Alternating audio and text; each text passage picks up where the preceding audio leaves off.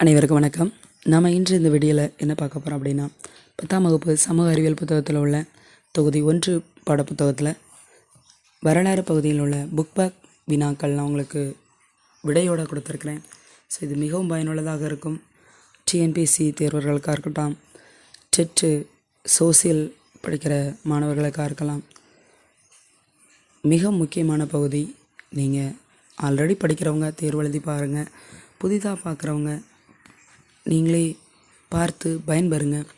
இதனை தவிர பல வீடியோக்கள் உங்களுக்கு கல்வி இலவசம் சேனலில் இருக்குது. எடுத்து பார்த்து பயன்பெறுங்க.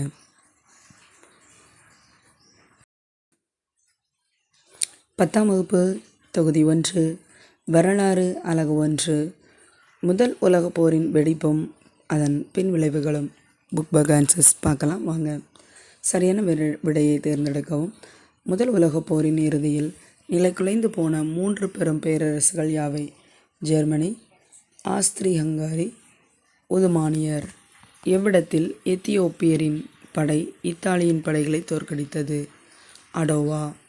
19ஆம் நூற்றாண்டு முடிவடைந்த தருவாயில் கிழக்கு ஆசியாவில் உதயமான வலிமை வாய்ந்த நாடு எது?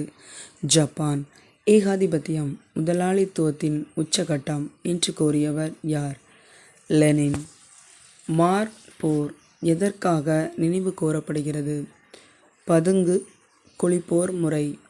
எந்த நாடு முதல் உலகப் போருக்கு பின்னர் தனித்திருக்கும் கொள்கையை கை கொண்டது? அமெரிக்க ஐக்கிய நாடுகள்.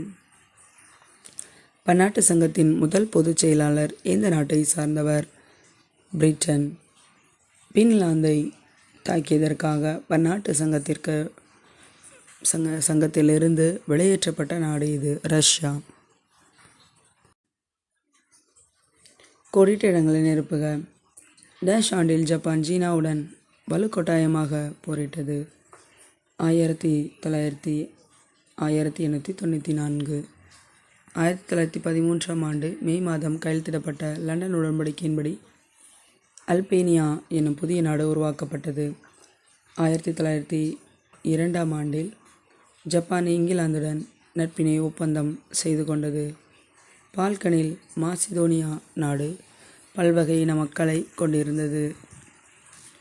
டடன்பெர்க் போரில் ரஷ்யா பேரிழப்புகளுக்கு உள்ளானது. பாரிஸ் அமைதி மாநாட்டில் பிரதிநிதியாக பங்கேற்ற பிரான்சின் பிரதமர் கிளமென்சோ ஆவார். லெனின் போல்ஸ்விக் அரசை நிறுவுவதற்கு முன்னர் தாராளவாதிகள், மிதவாதிகள், சோசியலிஸ்டுகள் ஆகியோரின் புதிய கூட்டணிக்கு ஹெரன்ஸ்கி பிரதமராக தலைமையேற்றார். 1925ஆம் ஆண்டில் லொக்கர்னோ உடன்படிக்கை கையெழுத்திடப்பட்டது.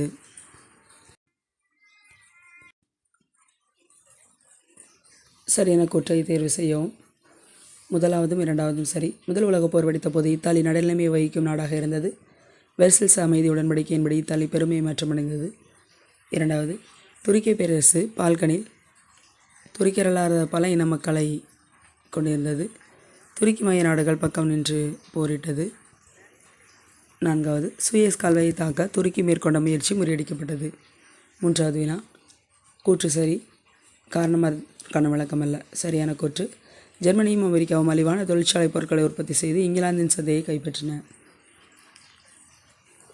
நான்காவது கூற்று சரி, ஆப்பிரிக்காவில் குடியேற்றங்களை ஏற்படுத்துவதற்காக ஐரோப்பிய நாடுகள் மேற்கொண்ட முதற்கட்ட முயற்சிகள் இரத்த களரியான போர்களில் முடிந்தன.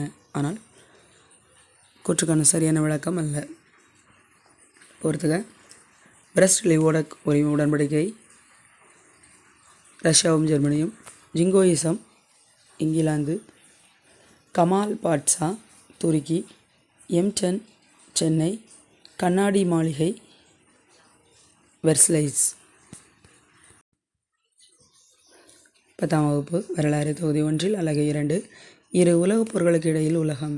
இத்தாலி யாருடன் லெட்டரன் உடன்படிக்கை செய்து கொண்டது? போப். யாருடைய ஆக்கிரமிப்போடு மெக்சிகோ நகரம் நிலைகுலைந்து போயிற்று? ஹெர்மன் ஹோட்ஸ். பெருநாட்டை யார் தங்களுடைய பகுதிகளில் ஒன்றாக ஆக்கி கொண்டனர்? ஸ்பானியர்.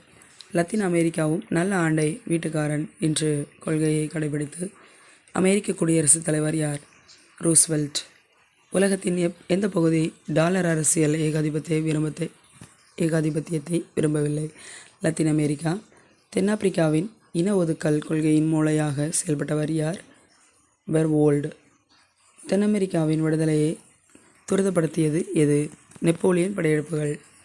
லத்தீன் அமெரிக்கா விவகாரங்களில் அமெரிக்காவின் தலையீட்டை நியாயப்படுத்துவதற்காக மன்ட்ரோ கொள்கைகள் திருத்தம் கொண்டு வந்த அமெரிக்க குடியரசுத் தலைவர் தியோடர் ரூஸ்வெல்ட். சமூக ஜனநாயக கட்சியை நிறுவியவர் பெர்ட்ரினன் லாசல்லி. நாசிச கட்சியின் பிரச்சாரங்களுக்கு தலைமையேற்றவர் ஜோசப் போயோஃபெல்ஸ். வியட்நாம் தேசியவாதிகள் கட்சி 1927 நிறுவப்பட்டது. நாசிச ஜெர்மனியின் இரகசிய காவல் படை எஸ்டபோ என்று அழைக்கப்பட்டது. தென்னாப்பிரிக்க ஒன்றியம் 1910 மே மாதம் உருவாக்கப்பட்டது. ஆப்பிரிக்க தேசிய காங்கிரஸ் தலைவரான நெல்சன் மண்டேலா 27 ஆண்டுகள் சிறையில் அடைக்கப்பட்டார். அஸ்டெக்குகள் ஒரு இராணுவ நாடாகும். போயர்கள் ஆப்பிரிக்க நேயர்கள் என்று அழைக்கப்பட்டனர். சரியான கூற்றை தேர்வு செய்யவும். 1, 2, 3 சரி. 1. முதல் உலகப் போரின் போது ஆஸ்திரியாவை தெற்கு முனை போரில் தொடர்ந்து முனைப்புடன் ஈடுபட்டு வந்திருந்தது. இத்தாலியின் முடக்கிய கடுமையாக இருந்தது. இத்தாலியை காட்டிலும் நீண்ட கால தொழிலை ஜெர்மனி பாசிசத்தை கை கொண்டது. 3. அமெரிக்காவில் மிக பெரும் பங்குச்சந்தை வீழ்ச்சி 1929 அக்டோபர் மாதம் 24 நாளில் ஏற்பட்டது. 3 சரியானது. கூற்று சரியானால் காரணம் சரியான கூற்றுக்கான விளக்கம் அல்ல. கூற்று தற்காப்பு பொருளாதார கொள்கை முன்னிறுத்திய பொருளாதார தேசியம் என்னும் புதிய அலையால் உலக வணிகம் பாதிக்கப்பட்டது. 3வது வினா குற்றம் காரணம் ஆகிய 2 சரி. கூற்று 1884 முதல் 85 நடைபெற்ற பெர்லின் காலனி மாநாடு காலனி ஆதிக்க சக்திகள் ஆப்பிரிக்காவை தங்களின் செல்வாக்கு மண்டலங்களாக பிரித்து கொள்ளலாம் என தீர்மானித்தது. காரணம் ஆங்கிலேயர்களுக்கும் போயர்களுக்கும் தென்னாப்பிரிக்காவில் நடைபெற்ற போர் இத்தீர்மானத்திற்கு எதிர்ப்பானதாகும். பிரான்சல்ஸ் தங்கம். டோக்கிங் கொரில்லா நடவடிக்கைகள். Hindenburg Germany. 3ஆம் ரைக் ஹிட்லர்.